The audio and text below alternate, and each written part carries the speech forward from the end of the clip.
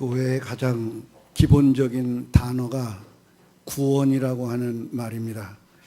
이 구원이라고 하는 말을 우리가 쓸 때 구원 받았느냐, 구원을 이루고 있느냐, 구원을 이루게 될 것이다. 그래서 사도 바울은 세 가지 시제를 사용했습니다. 그런데 오늘 읽은 이 이사야 말씀을 보면 보라, 하나님은 나의 구원이시라. 내가 신뢰하고 두려움이 없으리니 주 여호와는 나의 힘이시며 나의 노래이시며 나의 구원이심이라. 구원의 주체가 바로 구원의 주체가 하나님이시라는 거죠. 여기 이사야에 쓰여진 말씀은 전부 다 어느 때를 위하여 쓰여졌는고 하니 이스라엘 백성들이 너무 악한 짓만 계속하고 반복하다가 바벨론의 포로로 잡혀가게 됩니다. 그래서 포로 생활을 우리나라는 일본 시대에 36년을 했지만 이 사람들은 72년 우리의 곱쟁이를 바벨론 포로로 잡혀가 있었습니다. 그 잡혀가 있는 그 72년 동안에 너희들이 하나님을 다시 찾으면, 너희들이 다시 하나님을 찾으면 구원을 얻게 될 것이고, 내가 너희들을 보살펴 줄 것이고, 내가 너희들을 정말 내 이름에 맑게 빛나게 해줄 것이다. 이 약속을 지금 하고 있는 중에 이 말씀을 하신 것입니다. 그래서 우리가 이 구원이라고 하는 낱말을 잘 이해하고 숙지를 해야 될 이유가 있는데, 구원이라는 말은 복잡한 의미가 있는 것이 아닙니다. 구원은 아주 단순한 의미예요. 자유와 해방이라는 말입니다. 자유와 해방을 얻는다. 자유와 해방이 있었던 역사적 사건은 성경의 출애굽 사건이에요. 430년 동안 노예 생활을 하던 이스라엘 백성을 정말 자유의 신분으로 자유인이 만들어지도록 모세를 통해서 하나님이 해방을 시키잖아요. 바로 이 성경의 시작은, 구원의 시작은 거기서부터 시작이 되는 거예요. 구원이란 말은 그전에 별로 안 나와요. 구원의 의미는 바로 출애굽 사건서부터 구원이란 말이 나오는데, 구원이란 뭐냐? 자유와 해방이다. 이건 오늘날 나 개인적으로는 어떤 의미가 있느냐? 내가 지금 무엇으로부터 부자유스러운가? 내가 무엇으로부터 부자유스러운가? 경제적인 면으로 부자유스러운가? 이성적인 면으로 부자유스러운가? 내 직장의 문제로 부자유스러운가? 하여튼 뭔가 건강에 부자유스러운가? 뭔가 하여튼 부자유스러운 것은 우리가 구원받아야 될, 하나님이 해결해 주어야만 될, 하나님을 만나서 구원받아야만 될 사항입니다. 자유의 자유. 그래서 진리를 알지니 진리가 너희를 자유케 하리라. 그냥 우리가 그냥 종교 생활로 예수를 바라보는 게 아니고 내 삶의 직접적인 문제 해답에 그걸로 문제 해답을 풀려고 구원이라고 하는 것을 우리는 붙잡아야 된다. 그래, 구원이라는 말 속에 자유와 해방이 있다. 그 자유라는 말과 해방이라는 말은 비슷하면서도 달라요. 네. 해방이란 뭐냐면 풀려나는 거죠. 억눌림에서 풀려나고, 갇혀있는 상태에서 풀려나고, 볼 수 없는 상태에서 보게 되는 거고, 이건 뭐 너무나 신나는 사건 아니에요? 그래서 이 성경 전체에 나타나는 모든 말씀의 핵심이 뭐냐면 세 가지를 말하고 있어요. 세 가지를 말하고 있는데, 정의에 대한 회복, 자유에 대한 회복, 인간의 존엄성에 대한 회복, 이 세 가지를 말하고 있어요. 그래서 에브라함 링컨이 인간의 존엄성에 대한 회복을 때문에 노예 해방을 하게 되잖아요. 성경을 몰랐다면 안 되는 거죠. 그래서 우리가 이 성경이 말하고 있는 구원이라는 말과 하나님이 우리에게 주시는 메시지는 단순히 주술적으로 기복적으로 무엇을 달라, 내가 잘 믿을 테니 무엇 달라, 돈을 낼 테니 무엇 잘 달라, 이런 신앙이 아니라 우리 인간이 기본적으로 누려야 될 기본적인 인간의 삶에 대한 여건들을 만들어가는 것이 바로 이 성경 말씀이다. 너무 신비로운 걸로만 볼 것이 아니라 이렇게 돼야 된다. 그러면 왜 이 성경 속에 포로로 잡혀가고 남에게 고통당하고 병들고 모든 것에 고통을 당하고 자유함을 잃어버리느냐? 그 자유함을 잃어버리는 이유가 하나님을 버렸기 때문이다. 하나님을 버린 너희는 하나님께로 다시 돌아오라고 말씀하는 것이 성경이에요. 자유를 다시 찾으라는 거죠.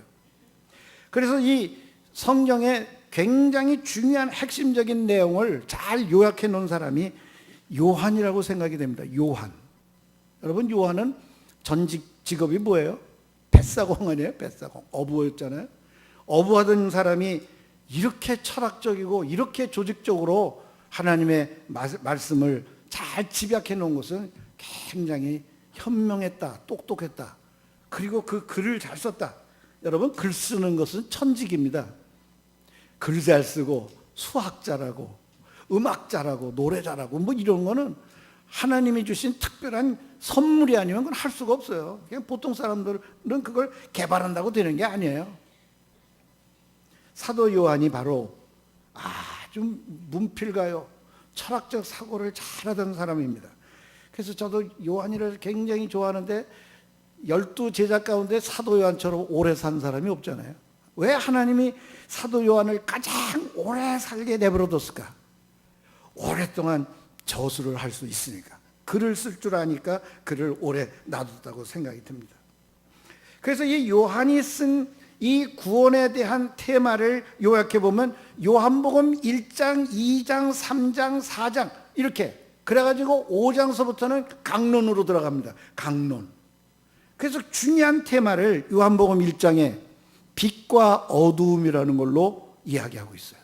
너희는 어둠에 속하였더니, 어둠에 속하였던 사람들이 빛으로 나타나신 창조주 하나님을 저들이 알지 못하더라. 그래서 그 빛이 되시는, 참빛이 되시는 예수님이 오셨는데 그 참빛, 곧 예수님의 이름을 영접하는 자에게는 그 빛이 임하게 될 거라고 1장에 얘기하고 있어요. 그러면 그때 어둠의 일이라는 게 뭐냐? 이게 하나님을 거역하는 일들이에요. 그 성경에 보면 그 어둠에 속한 일들을 마가복음 7장 20절에는 이렇게 표현하고 있어요. 악한 생각. 아니, 초등학교 다니는 애를 왜 멀쩡하게 아무 감정 없이 왜 죽이냐고요? 그것도 10살, 10대 소녀들이. 예? 악한 생각. 음란, 도둑질, 살인, 간음, 탐욕, 악독. 이번 주에도 탐욕스러운 일이 일어났어요. 뭐 어려운 아이들 공부하는데 도움을 준다고 뭐 이렇게 해가지고 돈을 걷어들인 돈이 128억. 그걸 가지고 고급 승용차를 사가지고 진창만창 쓰다가 잡혔어요. 이거는 사형시켜야 돼요. 왜냐하면 선량한 사람들이 착한 마음을 가지고 어려운 사람들을 도와주겠다고 성금을 보냈는데 그 돈을 모은 걸 가지고 정말 흥청망청 썼으니 정말 나쁜 놈들이죠. 나쁜 놈들이에요. 탐욕, 악독, 속임, 음탕, 질투, 비방, 교만, 우매함, 어리석은 거죠. 다 이런 것들이 속에서 나와 사람을 더럽고 어둡게 만든다라고 얘기하고 있습니다. 지금 우리 인간의 삶 속에 이게 정상이라고 생각한다면 큰일이다 그 말이죠. 정상이라고 생각한다면. 그래서 오늘날 우리들이 가지고 있는 사고방식, 이 시대를 반영하는 사고방식을 뭐든지 다 다양한 걸 다 인정하자 그 말이에요. 그러니까 악한 놈도 인정하고, 음란한 놈도 인정하고, 도둑놈도 인정하고, 살인도 인정하고, 간음도 인정하고, 탐욕도 인정하고, 악독, 속임, 음탕, 질투 다 인정하자. 다 중요하다. 이런 세상에서 우리가 살고 있는데, 이런 세상이 만연해지면 이걸 어둠의 세상이라 이렇게 얘기한답니다. 이렇게 살고 있는 인류에게 뭐 아담 이후 타락한 이후에 바로 이렇게 들어왔어요. 이게 바로 이렇게 들어왔어요. 이게 어제 오늘의 얘기가 아니라 수천 년 전 얘기예요. 수천 년 전도 우리가 하나님 없이 살면 다 이렇게 되는 거예요. 그 어둠의 일을 벗어버리려면 어떻게 해야 되느냐? 예수님을 참빛으로 오신 하나님 예수 그리스도를 영접해라. 영접해라. 그럼 참빛이 들어온다는 거예요. 예수님이 영접된 다음에 그 빛이 항상 우리를 비춰야 됩니다. 양심을 비춰야 되고 이성을 비춰야 되고 내 지식과 지혜와 모든 생각들을 그 빛이 비추고 있다. 그 비추면 비출 때마다 이런 잘못된 것들이 드러나면 빨리 버려야죠. 씻어 버려야죠. 그게 예수님의 보혈 아니겠어요? 그 피의 은사로 우리는 씻어버린다. 그래가지고 어둠에 속한 자가 빛으로 바뀌는 거죠. 이걸 회개라고 얘기합니다. 회개. 그 2장으로 넘어가면 여러분이 다 잘 아는 가나의 혼인잔치가 나오죠. 맹물이 변하여 포도주가 된다. 맹물은 썩을 수밖에 없는 거고 포도주는 오래되면 오래될수록 좋은 것이다. 그래서 저는 이거를 어둠에 속한 사람은 일시적으로는 기쁠 수 있으나 잠깐이요. 그 다음은 영원한 아픔과 고통이죠. 예? 도둑질을 하든지 뭘 하든지 성공하면 얼마나 기쁘겠어요. 이야, 은행에서 이 돈을 빼먹었다. 얼마나 기쁘겠어요. 그 순간은. 그러나 잡히고 나면 어떻게 돼요? 감방에 가서 오랫동안 고통을 당해야 된다. 그래서 이 가나의 혼인잔치는 뭐를 의미하는 거니? 그 빛으로 산 사람들이 오랫동안 빛으로 살게 되면 예수님이 다시 오시게 될 때 그때 우리는 혼인잔치를 하게 되는데 신랑 되신 예수님과 신부 되는 성도들이 다시 만나서 혼인잔치를 해서 하나님과 함께 사는 그 이 땅에서 1000년 동안 천년 왕국을 이루는 그런 역사가 일어난다는 것을 상징한 얘기입니다. 그래서 그때 혼인잔치에 들어갈 수 있는 사람이 되라는 거예요. 어떤 사람이 들어가느냐? 썩어버릴 맹물이 변하여 영원히 변치 않는 포도주 같은 인간이 되어야 그거를 누릴 수 있다는 거예요. 예수님과 함께 사는 삶을 누릴 수가 있다.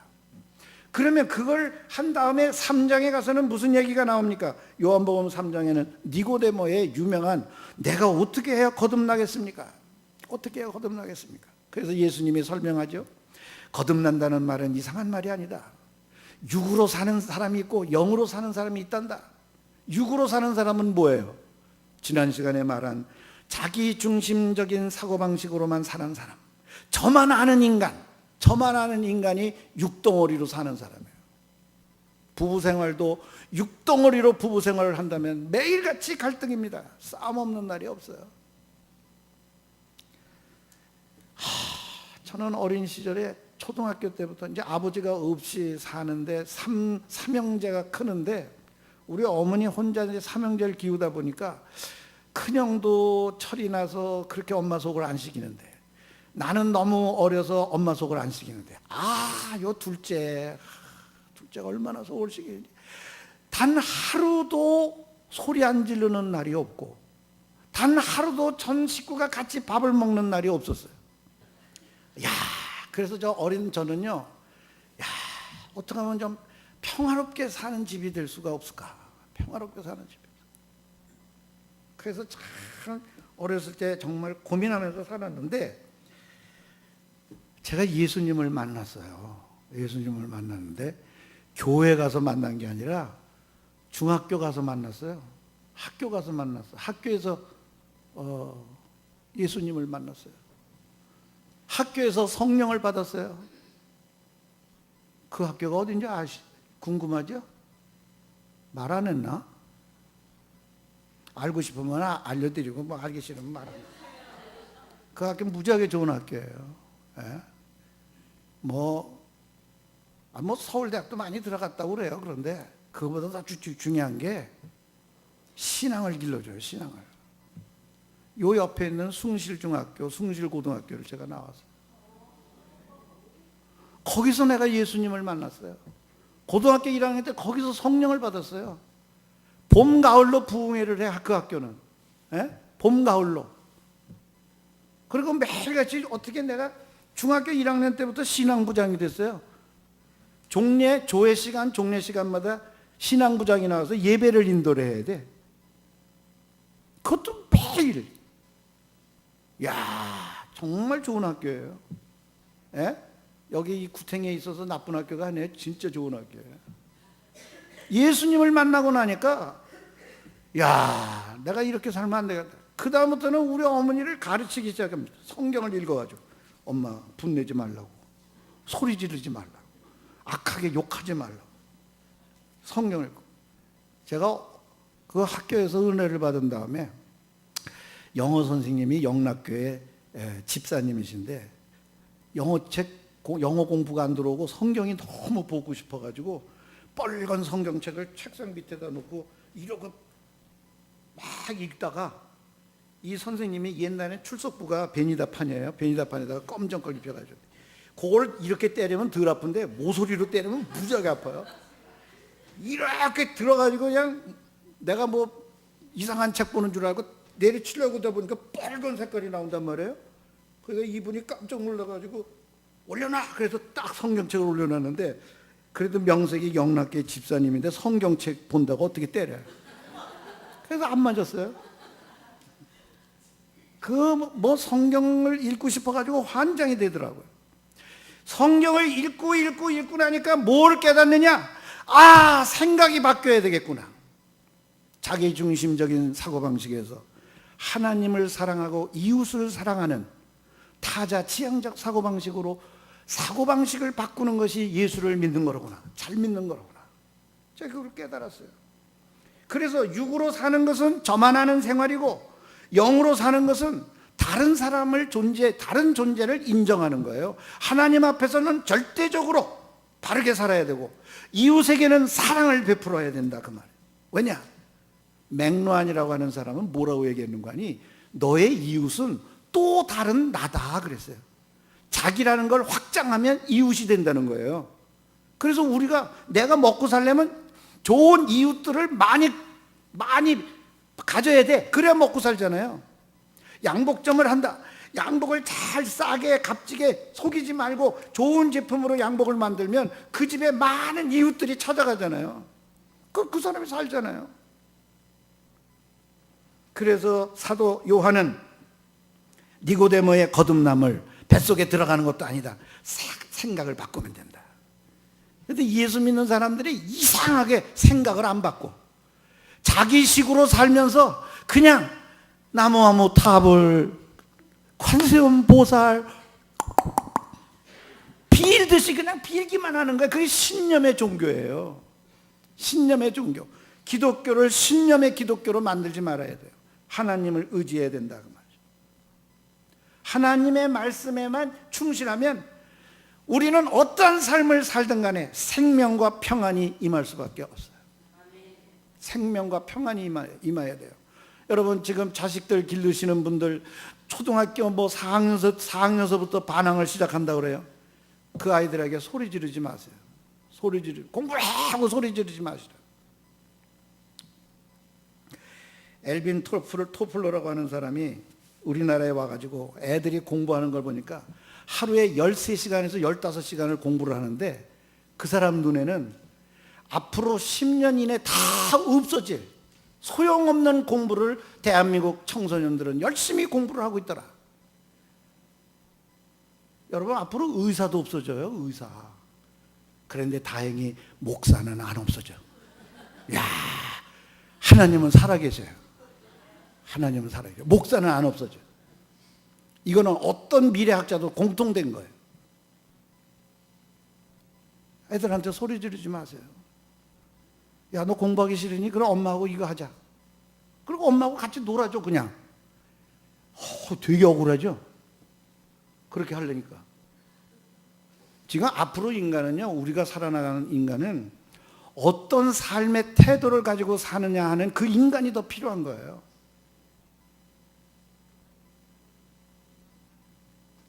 앞으로 두 가지만 하면 살아남는다고 그래요. 첫 번째가 뭐냐면 문제 해결 능력을 가진 사람. 문제 해결을 할 수 있는 능력을 가진 아이로 키워야 된다 그 말이에요. 예? 이제 산수도 못해도 되고 뭐 역사 뭐 안 외도 돼요. 아니 요만한 휴대폰에 다 들어가 있는데, 요만한 거에 다 들어있는데 구글에다가 찍기만 하면 다 나오는 거, 네이버에 물어보기만 하면 다 하는 걸 뭘 외우고 앉았어. 그거를 그 시간에 딴 걸 해야지. 그래서 지식이 필요가 없다는 거예요 지금 앞으로는. 그런데 인간에게는 수없는 문제들이 생겨요. 그거는 이걸 두들겨도 안 돼. 그는 문제 해결의 능력을 가진 사람이 앞으로 살아남을 것이고, 두 번째는 다른 사람과 어떻게 협력을 하느냐. 협업을 잘하는 사람만이 살아남는다는 거예요. 그럼 우리가 지금 기르는 아이들에게 뭘 가르치겠어요? 뭘 가르치겠어요? 그 능력을 길러주는 것을 가르쳐야지. 그걸 가르쳐야지. 그리고 소수의 공부 잘하는 애들이 있어요. 공부에 재미가 있는 사람. 그 사람들은 공부해요. 그냥 그게 취미고 그게 특기니까. 아무튼 구원이라고 하는 것은 사고방식을 바꿔야 된다. 그 다음에 4장에 뭐가 나오냐면 예수님과 여인의 대화가 나옵니다. 그 여인이 우물을 길러왔을 때 목마르다고 하시며 예수님이 물을 청했습니다. 그래서 물을 떠다 주었습니다.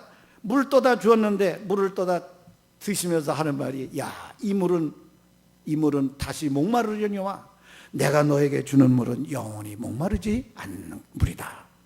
그래서 재밌어요. 거기에 그 여인이 뜬 우물을 뭐라고 표현하는 거 아니? 후레일. 우리 한번 해보세요. 후레일. 후레일이라고 하는 말인데 헬라어로, 이 후레일이란 말은 무슨 말이냐면 웅덩이에 고여있는 물이다. 여러분, 웅덩이에 물이 고여있으면 나중에 썩어요 안 썩어요? 썩어요. 네 물은 썩는 물이야. 그런데 그 말은 그 물이, 우물이 괜히 썩겠어요? 우물은 솟아나는 거고 맨날 퍼가니까 사실은 안 썩죠. 그런데 이것은 우물 얘기가 아니라 삶의 얘기예요. 네가 지금처럼 살면, 네가 지금처럼 사는 그 삶은 썩은 삶이야. 썩을 수밖에 없는 삶이야. 내 남편 데리고 와봐. 남편이 없습니다. 그래, 네 남편 지금 살고 있는 사람 말고 벌써 5명이 내 남편으로 지나갔잖아. 지금 살고 있는 사람도 네 남편이 아니지. 예? 예수님이 이런 얘기를 하니까 이 여자는 얼마나 놀랬겠어요. 예? 나중에 기회가 있으면 이 여인에 대한 얘기를 다시 좀 하고 싶은데, 이 여인은 결코 창녀가 아닙니다. 자꾸 이 성경학자들이 남의 인권을 무시해버려요. 아주 짓밟아버려요. 창녀가 아니에요. 이 여인은 굉장히 지식이 높고 리더십이 강해서 온 동네 사람들이 다 데리고 예수님 앞에 왔어요. 온 동네 사람, 우리 옆에 있는 아파트에 온 주민을 다 데리고 우리 은천교회로 올 수 있는 사람이 있어요? 그만한 능력이 있다면 그분은 정말 시의원을 해도 되는 거고 국회의원을 해도 되는 거예요. 리더십이 대단한 사람이었어요. 그 사람이 창녀였을까요? 아니에요. 그리고 하나님에 대한 지식도 상당히 있었어요. 그래서 예배하는 이야기를 들었어요. 예? 그런데 이 여인에게 예수님이 하신 말씀은, 야, 내가 너에게 물을 줄 테니, 그 말은 내가 너에게 사는 방법을 가르쳐 줄 테니 그 방법대로 살아라. 그러면 솟아나는 샘물이 될 것이다. 솟아나는 샘물. 그걸 다른 말로 번역을 하면 살면 살수록 살 맛이 날 것이다. 여러분, 우리가 인생을 살아나가는데 살면 살수록 살 맛이 난다면 얼마나 기쁘겠어요? 얼마나 기쁘겠어요? 살 맛이 나야지. 너무나 놀랍잖아요. 에? 살 맛이 나야지. 그래서 그 살 맛이 난다는 이야기를, 살 맛이 나는 인생이 될 거라는 얘기를 예수님이 하셨습니다. 이게 구원이에요, 구원. 그래서 살맛 나는 삶을 사는 사람을 야고보서 3장 2절에는 뭐라고 말했는 거니? 온전한 사람. 우리 다 같이 한번 해보세요. 온전한 사람. 네. 이 온전한 사람이라고 하는 헬라어의 뜻이 뭐냐면 가득 찬 사람, 더 채울 게 없는 사람, 완전한 사람. 더 이상 뭐라고 채울 것이 없는 사람이에요. 더 덮을 게 없는, 끝내주는 사람, 그런 뜻이에요. 온전한 사람이 된다는 거예요. 그 온전한 사람이 되는 결론은 뭐냐? 시편 1편이 말하고 있는 복 있는 사람이라. 복 있는 사람. 그러면 예수님을 잘 믿고 예수님이 말한 대로만 살면 우리의 삶은 어떻게 바뀌냐? 복 있는 삶으로 바뀌는 것이고 인격과 인품이 바뀌어야 된다. 인격과 인품이 바뀌어야 돼. 내가 하는 일 자체가 하나님께 무한한 영광이 되는 일로 하나님이 바꿔주신다. 그래서 살면 살수록 우리 다 같이 한번 해봅시다. 살면 살수록 살만 난다. 그런 것이 구원이다 그 말이에요. 이 살수록 살만 나는 삶을 사는 사람이 마지막에 예수님과 함께 영원한 천국에 들어가는 거예요. 그는 영원히 살 수가 있는 거죠. 여기서 그걸 살아보지 못한 사람은 저기 가서 벼랑간에 그렇게 사라지질 않아요. 여기가 연습하는 곳입니다.